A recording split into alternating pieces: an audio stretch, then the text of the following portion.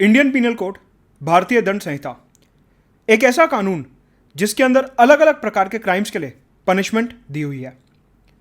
दूसरी तरफ भारत का संविधान, जहां पे हमारे को मूल अधिकार दैट इज फंडामेंटल राइट्स और मूल कर्तव्य दैट इज फंडामेंटल ड्यूटीज दिए हुए हैं। फंडामेंटल राइट्स क्या होते हैं, कौन कौन से आईपीसी के सेक्शंस रिसेंटली न्यूज में रहे हैं, कौन से फंडामेंटल राइट्स के ऊपर वो रीजनेबल रिस्ट्रिक्शंस यानी कि प्रतिबंध लगाते हैं, और अगर एक डिबेट कंसिडर करें आईपीसी वर्सेस फंडामेंटल राइट्स की, तो एग्जैक्टली उसमें क्या ज्यादा सही है, फंडामेंटल राइट ज्यादा इंपॉर्टेंट है या आईपीसी ज्यादा इंपॉर्टेंट है। यूपीएससी ने इस पूरे मसले से क्या क्वेश्चंस पूछे हैं पिछले कुछ वर्षों में, वो डिस्कस करेंगे इस पर्टिकुलर वीडियो में, प्रेजेंटेड बाय मी मुदत गुप्ता।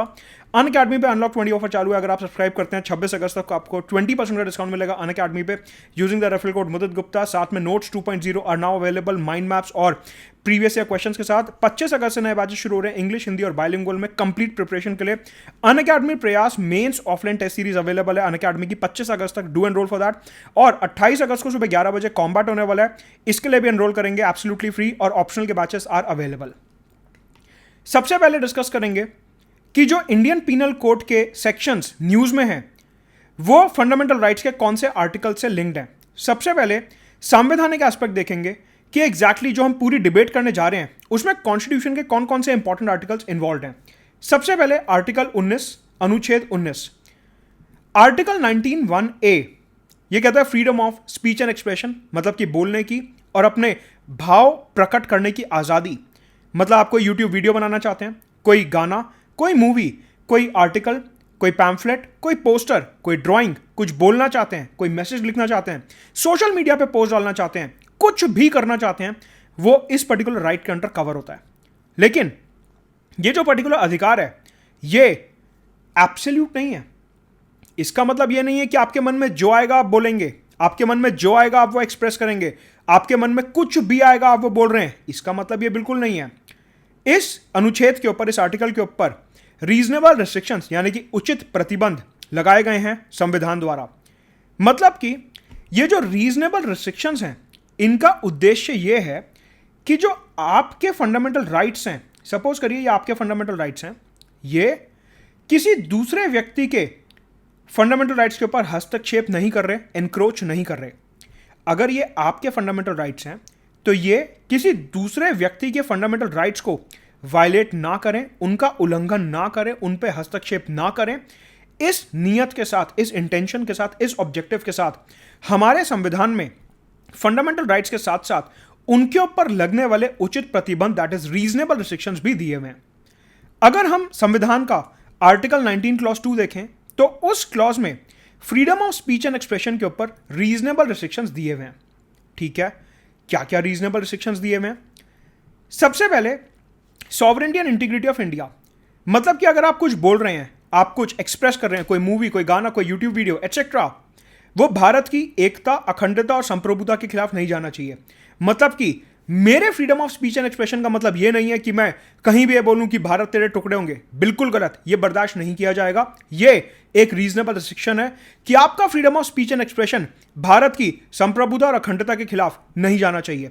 सिक्योरिटी ऑफ इंडिया, मतलब कि कहीं पर टेरर अटैक हुआ, मैं अगर एक रिपोर्टर हूं, मैं वहां पर अपना न्यूज का कैमरा लेके पहुंच गया ये कहने के लिए कि मेरे पास तो freedom of speech and expression की आजादी है, लेकिन मेरा कैमरा जो है वो आतंकवादियों की लोकेशन, पाकिस्तान में बैठे आतंकवादियों को दिखा रहा है और वो उधर से उन्हें इंस्ट्रक्शन दे रहे हैं। बिल्कुल गलत, बर्दाश्त नहीं किया जाएगा क्योंकि ये भारत की सिक्योरिटी के खिलाफ है।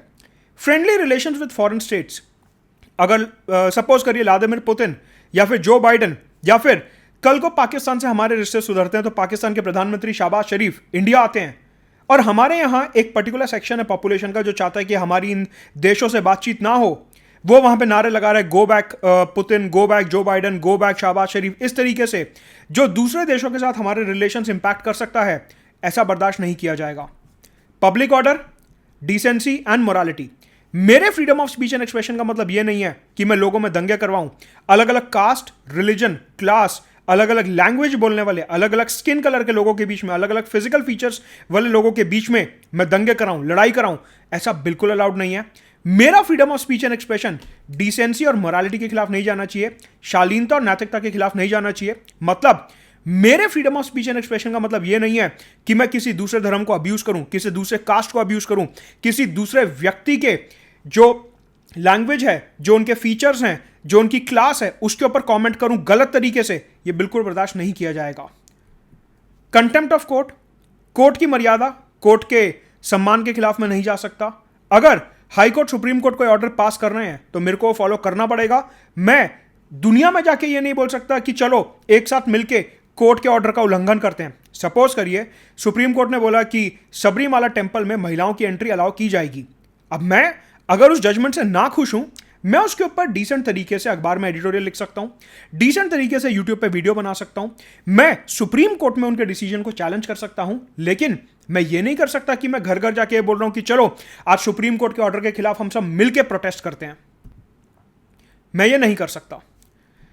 डिफेमेशन, किसी की मानहानि, कि अगर मैं एक यूट्यूब वीडियो बना रहा हूं, मैं बोलूं कि नहीं नहीं फलाना फलाना व्यक्ति ऐसा है, मेरे पास ऐसे प्रूफ्स हैं, फलाना फलाना व्यक्ति ये करता है, फलाना फलाना व्यक्ति ऐसा बोलता है, डिफेमेशन। मैं किसी के खिलाफ गलत नहीं बोल सकता। And incitement to an offence, मतलब मैं एक यूट्यूब वीडियो बना के अपनी मूवी के थ्रू, अपने गाने के थ्रू, अपने आर्टिकल के थ्रू आपको नहीं भड़का सकता कि चलो सब लाल किले पे मिलेंगे और वहां पे हम भारत की प्रॉपर्टी को जो है नुकसान पहुंचाएंगे। बिल्कुल गलत है। हम किसी भी प्रकार से किसी को अपराध करने के लिए उकसा नहीं सकते। तो आप देखिए, ये जो रीजनेबल रिस्ट्रिक्शंस मैंने आपको बताई हैं, अभी मैं आने वाले स्लाइड्स में आईपीसी के रेलेवेंट सेक्शंस के साथ इनको लिंक करने वाला हूं। तो इनको आप ध्यान रखेंगे कि आईपीसी के जो रेलेवेंट सेक्शंस मैं आपको बताऊंगा, जो अपनी दंड कोड है, उसके साथ जब मैं इसे लिंक करूंगा तो आपको समझ आएगा कि एग्जैक्टली मैं क्या बात कर रहा हूं। बट हमारे freedom of speech and expression का मतलब यह नहीं है कि मेरे मन में जो आएगा मैं वो बोलता रहूंगा। उसके ऊपर कुछ उचित प्रतिबंध लगाए गए हैं। एक आर्टिकल, इसके अलावा दूसरा आर्टिकल है आर्टिकल 21, जहां पे मेरे को राइट टू डिग्निफाइड लाइफ, मतलब कि सम्मानजनक जीवन, राइट टू लिबर्टी, मतलब कि स्वतंत्रता, और प्राइवेसी, गोपनीयता का अधिकार दिया गया है। मतलब कि जो आर्टिकल 21 है वो ये कहता है कि मैं एनिमल एग्जिस्टेंस की तरह नहीं जीऊंगा, मतलब जानवरों की तरह नहीं जीऊंगा।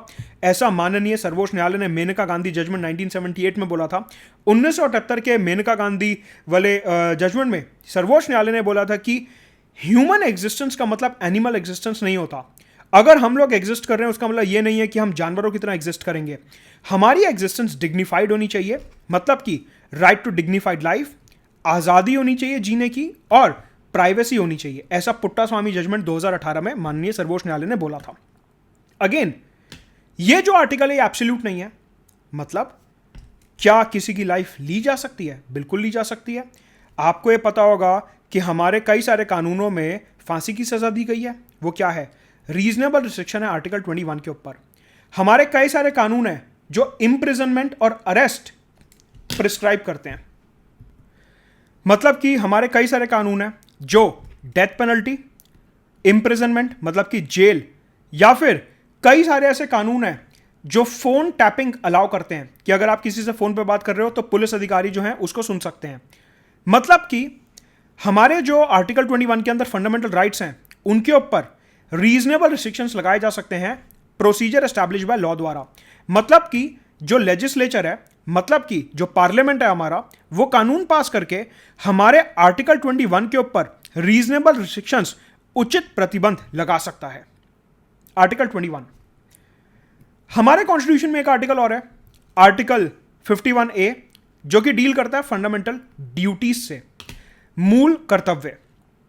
ये जो मूल कर्तव्य हैं ये नागरिकों के लिए हैं कि हमारे देश के जो नागरिक हैं उनको अपने देश को बेहतर बनाने के लिए क्या क्या ड्यूटीज फॉलो करनी चाहिए, क्या क्या कर्तव्य निभाने चाहिए। अभी जो मैं आईपीसी के रेलेवेंट सेक्शंस डिस्कस करने जा रहा हूं उससे मिलते जुलते यहां पे मैं आपको 2 फंडामेंटल ड्यूटीज बताने वाला हूं। वैसे अगर हम आर्टिकल 51 देखें तो हमारे संविधान में 11 मूल कर्तव्य हैं।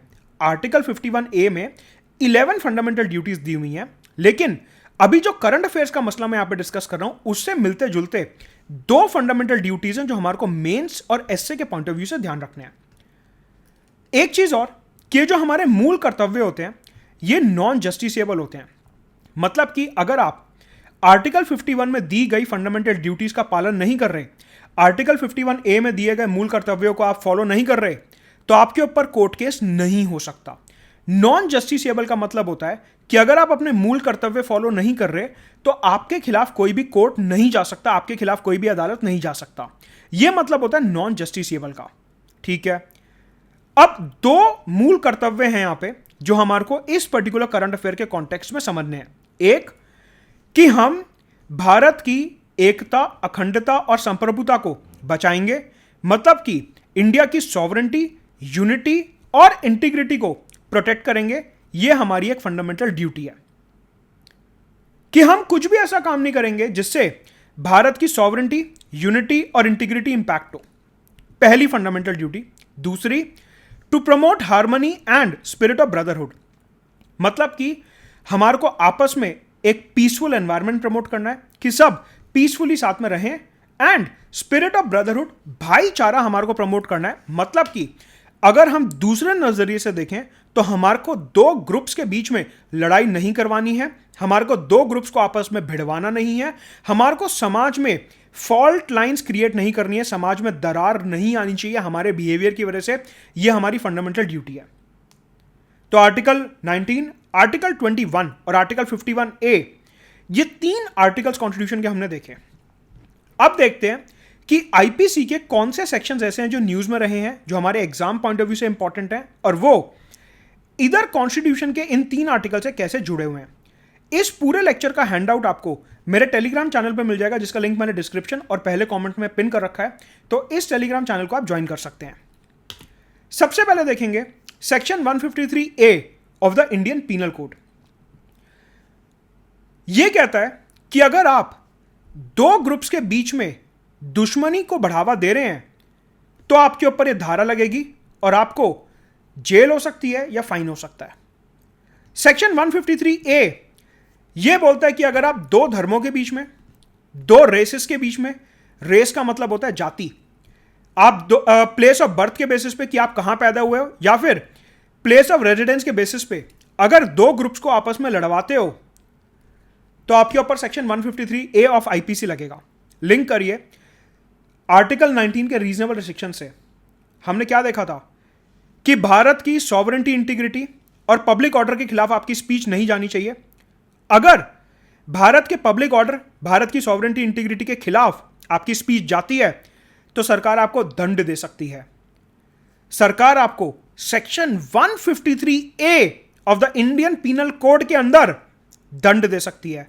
मतलब आपके आर्टिकल 19 के अंदर दिए गए freedom of speech and expression के ऊपर प्रतिबंध लगाने के लिए, रीजनेबल रिस्ट्रिक्शन लगाने के लिए इंडियन पीनल कोड पास किया गया, और उस इंडियन पीनल कोड में सेक्शन 153A डील करता है कि अगर आप दो ग्रुप्स को, दो गुटों को आपस में लड़वाते हैं तो यह आपको दंड देगा। लिंक करिए, उधर कॉन्स्टिट्यूशन में क्या दिया हुआ है कि आपके freedom of speech and expression के ऊपर एक प्रतिबंध लगाया जाएगा, एक रिस्ट्रिक्शन लगाया जाएगा, और वो रिस्ट्रिक्शन कहां दिया गया है? Section 153A of the Indian penal code में।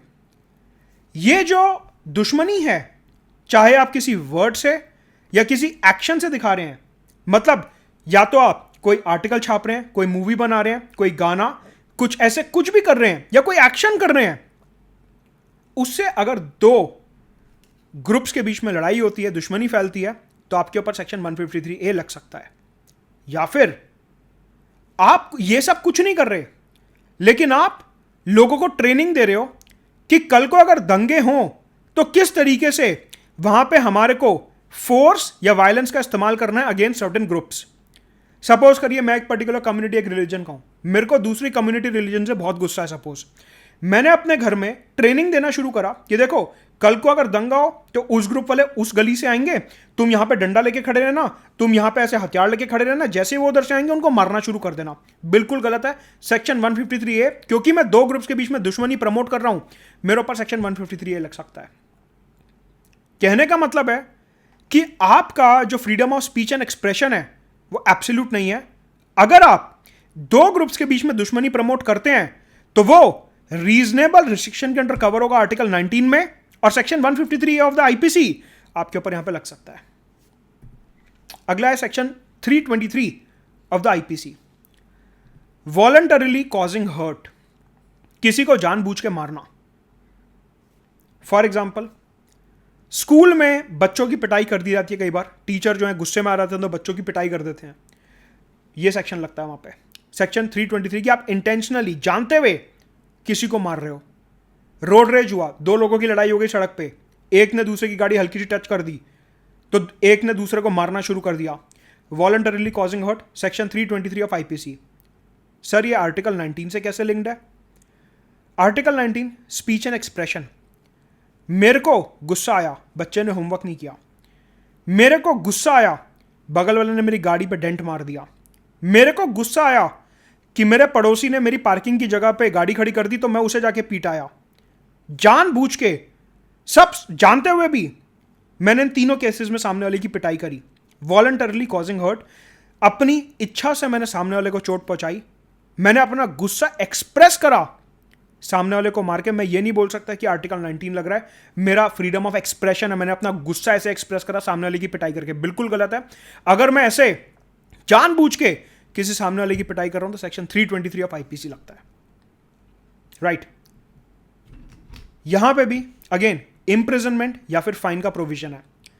पीछे हमने देखा 153A में और इधर 323 में कि दोनों जगह इंप्रिजनमेंट का प्रोविजन है। मतलब आर्टिकल 21 के ऊपर रोक। आर्टिकल 21 क्या कहता है? Right to life and liberty, आजादी, घूमने की आजादी, बाहर रहने की आजादी। अगर आप फंडामेंटल राइट्स के रीजनेबल रिस्ट्रिक्शंस के खिलाफ जा रहे हैं तो आपके आर्टिकल 21 के ऊपर भी प्रतिबंध लगाया जा सकता है, अरेस्ट करके। अरेस्ट क्या है? आर्टिकल 21A, आर्टिकल 21 लिबर्टी, उसके ऊपर रीजनेबल रिस्ट्रिक्शन। तीन बहुत इंपॉर्टेंट सेक्शंस आईपीसी के, 504, 505, 506, तीनों को एक साथ देखेंगे। Section 504, intentional insult to breach the peace. मेरे सामने कोई पर्टिकुलर लैंग्वेज बोलने वाला व्यक्ति खड़ा है, मेरे सामने कोई पर्टिकुलर रिलीजन का व्यक्ति खड़ा है, मेरे सामने कोई पर्टिकुलर फिजिकल फीचर वाला व्यक्ति खड़ा है और मैं उसका जानबूझ के बेइज्जती कर रहा हूं जिससे उसे गुस्सा आए, वो पलट के मुझे मारे, जिससे कि मेरे पीछे वाले जो हैं मेरे कम्युनिटी के, वो पलट के उसे मारे, जानते हुए कि अगर मैं ऐसा कुछ बोलूंगा तो दो ग्रुप्स के बीच में लड़ाई हो जाएगी। फिर भी मैंने उसकी इंसल्ट करी और दोनों ग्रुप्स के बीच में लड़ाई हो गई। सेक्शन 504, जानते हुए किसी की बेइज्जती करना। सेक्शन 505, मैं कोई ऐसी बयानबाजी कर रहा हूं कि हमारी जो आर्म्ड फोर्सेस हैं वो सरकार के खिलाफ विद्रोह कर रही हैं, म्यूटिनी। रिवोल्ट ऑफ 1857 में हमने ये शब्द सुना था, सेपॉय म्यूटनी, वही वाला म्यूटिनी। कि मैं कुछ ऐसा वीडियो बना दूं, कोई ऐसा गाना बना दूं, कोई ऐसी मूवी बना दूं कि आर्म्ड फोर्सेस को सरकार के खिलाफ गुस्सा है और सरकार के खिलाफ आर्म्ड फोर्सेस विद्रोह में खड़ी हो जाए कि अब से हम देश की रक्षा नहीं करेंगे, सरकार एकदम बेकार है, म्यूटिनी। सीधा सेक्शन 505 लगेगा मेरे ऊपर। या फिर मैं पब्लिक में डर फैला रहा हूं, अरे बाहर मत निकलना, किसी को छूते ही मंकी पॉक्स फैल रहा है। या अगर मैं एक बड़ा यूट्यूबर इन्फ्लुएंसर हूं, मैंने कुछ ऐसा फैला दिया कि अभी जो 2000 के नोट आ रहे हैं उसके ऊपर कोरोना वायरस सरकार ऐसे चिपका के जो है सर्कुलेट कर रही है, 2000 के नोट को बायकॉट कर दो और नहीं तो उससे कोरोना फैल जाएगा, मंकी पॉक्स फैल जाएगा, वैक्सीन मत लगवाना, उससे कोई भयंकर बीमारी हो रही है ऐसे पेट में, पैनक्रियाज में, लिवर में, ऐसे कुछ डर फैला दिया पब्लिक में। सेक्शन 505 लगता है। लोगों में डर फैलाना, लोगों में गुस्सा लेके आना, section 505। Inducing public to commit crime against the government. सरकार बेकार है, सरकार ने हमारे साथ ये कर दिया, सरकार ने हमारे साथ वो कर दिया, कल सुबह सब 9 बजे लाल किले पे मिलेंगे और एक साथ लाल किले पे अटैक करेंगे, एक साथ जितने भी पुलिस कर्मी दिखेंगे सबको मारेंगे। गलत। सेक्शन 505, मैं किसी को भी भड़का नहीं सकता सरकार के खिलाफ अटैक करने को, या फिर मैं क्लासेस के बीच में हेट्रेड या फिर ऐसे कुछ गलत भावना फैला रहा हूं। सेक्शन 505। देखिए, freedom of speech and expression मैं यहां पे यूज नहीं कर सकता, मतलब कि मेरा तो freedom of speech and expression है, मेरा जो मन आएगा मैं बोलूंगा, नहीं। अगर मैं किसी की जानबूझ के बेइज्जती कर रहा हूं कि मेरे को पता है यहां पे दंगा हो सकता है, गलत है। वैसे भी किसी की बेइज्जती नहीं करनी, डिफेमेशन के अंदर आएगा। हमारे को सबको डिग्निफाइड लाइफ का अधिकार दिया गया आर्टिकल 21 के अंदर। सेक्शन 505 कि सर मैं तो सच्चाई बता रहा था, अगर आर्म्ड फोर्सेस ने म्यूटिनी कर दिया तो उसमें मेरी क्या गलती है? नहीं, आपके freedom of speech and expression में कवर नहीं होता, आपके ऊपर रिस्ट्रिक्शन लगाया गया सेक्शन 505 के अंदर। सेक्शन 506 क्रिमिनल इंटिमिडेशन, किसी को धमकाना, तू बाहर मिल देख लूंगा तेरे को, इधर मिलियो फिर बताता हूं, उस बिल्डिंग में बॉम्ब रखा है मैंने, जाके चेक कर लो। शाम के 6 बजे तक अगर मेरी डिमांड पूरी नहीं हुई तो इन वाली 6 बसेस में बॉम्ब ब्लास्ट करवा दूंगा। अगर शाम तक उस वाले कैदी को रिहा नहीं करा तो इस वाली एयरलाइंस में मैं हाईजैक करवा दूंगा। Criminal intimidation section 506। बाद में मैं ये नहीं बोल सकता कि मैं तो मजाक कर रहा था, मेरा freedom of speech and expression है, मैंने फोन मिला के थोड़ा मजाक ही तो करा है। गलत है बिल्कुल। क्रिमिनल इंटिमिडेशन अलाउड नहीं है। Freedom of speech and expression के ऊपर ये एक प्रतिबंध है। सवाल उठता है, हमने 21 देख लिया कि किस तरीके से अगर अरेस्ट होता तो लिबर्टी के ऊपर एक रिस्ट्रिक्शन है, एक प्रतिबंध है, या फिर freedom of speech and expression जो आर्टिकल 19(1)(a) के अंदर दिया हुआ, ये सारे के सारे उसके रिस्ट्रिक्शंस हैं। सवाल उठता है कि जो आर्टिकल 51(a), 51(a) मैंने फंडामेंटल ड्यूटीज के बारे में बताया था, वो यहां पे कैसे लिंक हो रहा है। देखिए, यहां से सरकार एक तरीके से हमारी ड्यूटीज को तय कर रही है, हमारी ड्यूटीज को डिफाइन कर रही है। कैसे कि उधर हमने क्या देखा फंडामेंटल ड्यूटीज में आर्टिकल 51(a) में कि हमारी ड्यूटी क्या है कि हम सॉवरेंटी, यूनिटी, इंटीग्रिटी के खिलाफ ना जाएं, हम हार्मनी प्रमोट करें और ब्रदरहुड प्रमोट करें।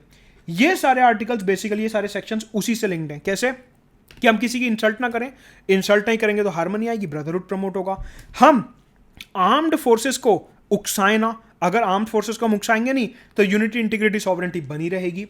तो इस तरीके से आप लिंक करिए कि कैसे जो आईपीसी के सेक्शंस हैं ये इनडायरेक्टली हमारी फंडामेंटल ड्यूटी से भी लिंक्ड हैं, कि जो हमारे को कर्तव्य बोले गए हैं संविधान के आर्टिकल 51(a) के अंदर, ये सारे के सारे जो सेक्शंस, धाराएं हैं, ये हमारे को कहीं ना कहीं मोटिवेट करती हैं कि हमारे को फंडामेंटल ड्यूटीज को इंप्लीमेंट करना चाहिए।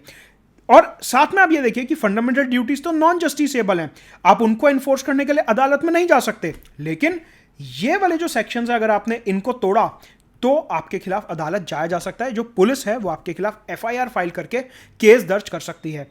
तो बेसिकली ये जो आईपीसी के सेक्शंस हैं ये एक इनडायरेक्ट तरीका है आपके फंडामेंटल ड्यूटीज को इंप्लीमेंट करने का। देखिए, अगर प्रीलिम्स में आता है कि fundamental duties are non justiciable, वो स्टेटमेंट सही होगा, लेकिन अगर मुख्य परीक्षा या फिर एसए में कुछ आता है तो आप ये लिखेंगे कि फंडामेंटल ड्यूटीज जो है वो अपने आप में तो नॉन जस्टिसेबल हैं, लेकिन ये सेक्शंस के माध्यम से सरकार जो है लोगों को चेक्स एंड बैलेंस में रखने की कोशिश करती है। राइट।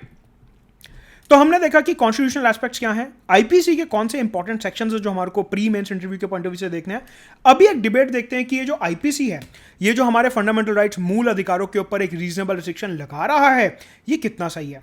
देखिए, जो फंडामेंटल राइट्स हैं, जो हमारे मूल अधिकार हैं, ये एब्सोल्यूट नहीं होते, they are not absolute in nature. Basically ये जो फंडामेंटल राइट्स हैं इनके ऊपर हमारे देश में एक रीजनेबल रिस्ट्रिक्शन लगाई गई है। राइट, फंडामेंटल राइट्स के ऊपर रीजनेबल रिस्ट्रिक्शन लगाई जाती है, बिल्कुल सही बात है। नाउ ये जो रिस्ट्रिक्शंस हैं इनका पर्पस है एक बैलेंस मेंटेन करना, किसमें, सोशल ऑर्डर और इंडिविजुअल फ्रीडम में।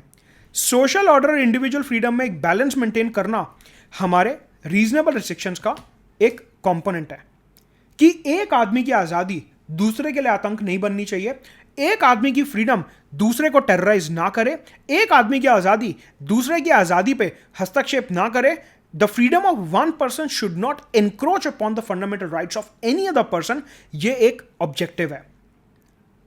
ठीक है, तो आईपीसी के जो सेक्शंस हमने देखे वो हमारे फंडामेंटल राइट्स के ऊपर रीजनेबल रिस्ट्रिक्शन लगा रहे हैं। मतलब कि जो आईपीसी की हमने धाराएं देखी वो हमारे मूल अधिकारों के ऊपर एक लाजिफ, एक वाजमी प्रतिबंध लगा रहे हैं कि हां ये प्रतिबंध होने चाहिए, तभी हमारा सोशल ऑर्डर मेंटेन हो पाएगा। तो ये कीवर्ड आपको मुख्य परीक्षा में लिखना है कि ये जो रिस्ट्रिक्शंस हमारे ऊपर लगाई गई हैं आईपीसी के माध्यम से, ये सोशल ऑर्डर मेंटेन करने के लिए जरूरी हैं, और सोशल ऑर्डर, इंडिविजुअल फ्रीडम में, इंडिविजुअल राइट्स में, फंडामेंटल राइट्स और सोशल ऑर्डर में एक संतुलन, एक बैलेंस बनाने के लिए काफी जरूरी हैं। और जो एक संवैधानिक सरकार होती है, जो एक रिस्पॉन्सिबल गवर्नमेंट होती है, जो एक जिम्मेदार सरकार होती है, उनका यह कर्तव्य होता है कि वो अलग अलग कानूनों के माध्यम से ये बैलेंस को मेंटेन करें। तो मुख्य परीक्षा में आप ये लिखेंगे कि आईपीसी के जो सेक्शंस हैं गलत नहीं है, ये जरूरी हैं, तभी समाज में सोशल हार्मनी और ब्रदरहुड प्रमोट हो पाएगा। नहीं तो अगर हमने सबको अनलिमिटेड पावर दे दी, अनलिमिटेड राइट्स दे दिए, तो रिजल्ट जो है वो क्योस हो जाएगा। मतलब सब जगह जो है प्रॉब्लम्स हो जाएंगी और सब जगह दंगे भड़कने लगेंगे। तो सोशल ऑर्डर मेंटेन करने के लिए और लोगों की फ्रीडम के ऊपर एक चेक्स और बैलेंस बनाए रखने के लिए ये जो रिस्ट्रिक्शंस हैं आईपीसी के माध्यम से लगाई गई हैं, ये काफी जरूरी हैं। हाँ, एक चीज हमारे को और ध्यान रखनी है कि सरकार टाइम टू टाइम आईपीसी को अमेंड करती रहती है। अगर हमारे को लगता है कि कोई रिस्ट्रिक्शन ऑब्सोलीट हो गई है, कोई रिस्ट्रिक्शन आउटडेटेड हो गई है, तो हम उसे हटा देते हैं। फॉर एग्जाम्पल सेक्शन 377 जो था आईपीसी का, जो लेस्बियन, गे, बाइसेक्सुअल लोगों को प्रिवेंट करता था सेम सेक्स करने से, वो सेक्शन हमने यहां से हटा दिया। मतलब कि सरकार जो है वो रीजनेबल रिस्ट्रिक्शन लगाती है कि जो रिस्ट्रिक्शन आज लाजिफ है सिर्फ वही लगाई जाएगी। अगर कोई रिस्ट्रिक्शन आउटडेटेड हो गई है, कोई रिस्ट्रिक्शन बेकार हो गई है, कोई रिस्ट्रिक्शन पुराने जमाने की हो गई है, तो नए दौर में टिके रहने के लिए हम अपने आईपीसी को अमेंड करते रहते हैं, जैसे कि हमने सेक्शन 377 को भी नल एंड वाइड डिक्लेयर कर दिया था। तो इस तरीके से आपको अपने मुख्य परीक्षा में उत्तर का और ऐसे वे फॉरवर्ड आगे लिखना होगा। तो यहां पे एक बैलेंस स्ट्राइक हो रहेगा कि हाँ, आईपीसी जरूरी है, फंडामेंटल राइट्स भी जरूरी है, बैलेंस होना चाहिए, समय समय पे आईपीसी को अमेंड करते रहो, जिससे नए दौर के साथ हमारा देश आगे बढ़ता रहे। इस तरीके से आपको अपने मुख्य परीक्षा में आंसर को कंक्लूड करना होगा। जो आखिरी कंक्लूजन वे फॉरवर्ड का पैराग्राफ होता है, वहां पे आपको यह लिखना होगा। राइट, तो हमने देख लिया आईपीसी वर्सेस फंडामेंटल राइट्स की क्या डिबेट है। अब देखते हैं प्रीवियस ईयर में क्या क्वेश्चन आए हुए हैं। बहुत ही आसान सवाल बने हुए हैं, आप 1 सेकंड में सॉल्व कर लोगे। To uphold and protect sovereignty, unity and integrity is provision made in, अभी मैंने बताया है फंडामेंटल ड्यूटीज आर्टिकल 51A में आपको दिया हुआ है। प्रीलिम्स 2015 का सवाल था। प्रीलिम्स 2017 का सवाल है, which of the following is are true about fundamental duties of citizens? A legislative process have been provided to enforce these duties। मैंने कहा नॉन जस्टिसेबल है, पहला स्टेटमेंट गलत है। 2017 का सवाल है, they are correlative to legal duties, ये लीगल ड्यूटी से जुड़े हुए हैं, सीधा सीधा नहीं जुड़े हुए, मैंने बोला इनडायरेक्टली जुड़े हुए हैं। तो कोरिलेटिव विद लीगल ड्यूटीज जो हैं ये नहीं होते एग्जैक्टली, डायरेक्टली नहीं होते, इनडायरेक्टली बहुत घुमा के अगर आप लिंक निकालो तो ये दोनों स्टेटमेंट जो हैं गलत हैं, और आंसर होगा अपना D, neither one nor two. Prelims 2020 का एक सवाल, a constitutional government is government by legislature, popular government, multi party government, limited government. मैंने आपको क्या बताया कि सरकार जो है वो कॉन्स्टिट्यूशन को फॉलो करेगी, फंडामेंटल राइट्स वायलेट नहीं करेगी और थोड़े बहुत रीजनेबल रिस्ट्रिक्शन लगाएगी। तो दैट इज लिमिटेड गवर्नमेंट की सोच सोच के सरकार जो है कदम आगे बढ़ाती है कि किस प्रकार से फंडामेंटल राइट्स को कंट्रोल करना है, रीजनेबल रिस्ट्रिक्शंस लगाने हैं, लेकिन इतने ज्यादा नहीं लगाने, रीजनेबल लगाने हैं। मतलब कि जो प्रतिबंध होना चाहिए वो वाजिब प्रतिबंध होना चाहिए। तो लिमिटेड गवर्नमेंट। प्रीलिम्स 2021 का एक सवाल, constitutional government means a representative government of a nation with federal structure, a government whose head enjoys nominal power, a government whose head enjoys real power, a government limited by the terms of the constitution। Again same question repeat हुआ, बस थोड़ी सी different language। एक ऐसी सरकार जो संविधान को follow करती है, फंडामेंटल राइट्स को वायलेट नहीं करेगी, लेकिन रीजनेबल रिस्ट्रिक्शन लगाने के लिए थोड़ा बहुत जो है वो कानून बना सकती है। इसके अलावा निबंध का एक सवाल बनता है, justice must reach the poor. देखिए यहां पे हमने कई सारी धाराएं देखी जहां पे गरीब लोगों के साथ जो है कई बार अन्याय हो जाता है, उनके खिलाफ ऐसे वायलेंस हो गई, किसी ने मार दिया, या फिर जो है हेट स्पीच का इस्तेमाल हुआ, कुछ ऐसा हुआ, उनको लेकिन कभी न्याय नहीं मिला। मतलब कि अगर गरीब वर्ग के खिलाफ एट्रोसिटीज हो रही हैं तो उनको आईपीसी के ये सारे सेक्शंस के अंदर कभी भी न्याय ज्यादा नहीं मिलता। तो ये जितनी भी धाराएं हमने देखी, आप यहां पे इनसे लिंक कर सकते हो कि अगर किसी के अगेंस्ट इस प्रकार का अन्याय हो रहा है तो उनको भी न्याय मिलना चाहिए और तारीख पे तारीख नहीं होना चाहिए। 2014 में मुख्य परीक्षा का सवाल बनता है, what do you understand by concept of freedom of speech and expression? अभी मैंने डिटेल में एक्सप्लेन करा, along with reasonable restriction. Does it cover hate speech also? Hate speech और उसके अलावा आईपीसी के रेलेवेंट सेक्शन सारे मैंने आपको बताया कि अगर आप एनिमिटी प्रमोट कर रहे हो, म्यूटिनी प्रमोट कर रहे हो, किसी को धमका रहे हो, उस प्रकार से। Do films in India stand on a slightly different plane? ये फिल्म्स वाला थोड़ा सा अलग क्वेश्चन हो गया, ये अलग टॉपिक है। बट अगर हम पहला पार्ट कंसिडर करें क्वेश्चन का, तो अभी तक जो हमने पूरा का पूरा समझा आईपीसी और आर्टिकल 19, वो यहां पे हम एज इट इज लिख सकते हैं। राइट, तो ये था अपना आज का वीडियो जहां पे constitutional aspects, legal aspects, IPC versus fundamental rights और पीवाईक्यूज हमने कवर करे। Let's crack it.